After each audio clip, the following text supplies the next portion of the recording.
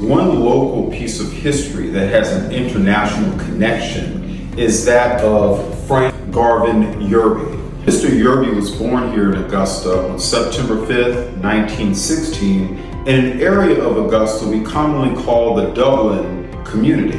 It was sort of an eclectic mix of Chinese, Irish, and African Americans. Mr. Yerby would matriculate to the Haynes Normal and Industrial Institute, where he would graduate from there in 1933. In fact, he was privileged to have as one of his teachers and principal the great educator Lucy Craft Laney. In 1937, he would graduate from Payne College, and a year later, he would graduate with a master's degree from Fisk University. But it would be his literary career that would make him legendary.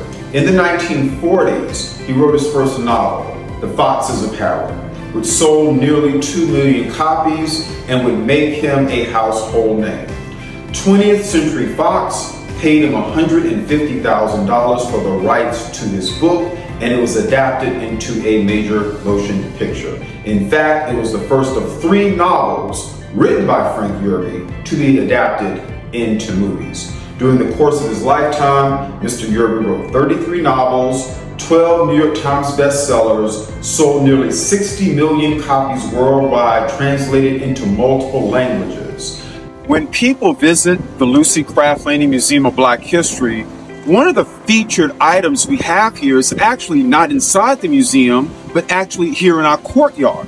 It features many of the books, short stories, unpublished manuscripts, and poems dedicated to Frank Yerby. And so we are really excited to have this here for people to see the rich literary legacy of Mr. Yerby, including something that's very, very exciting. You'll notice that on the bench, most of the books are closed, except for one book.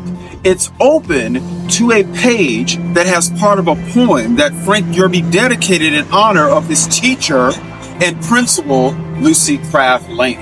Frank Garvin Yerby, local history with an international flair.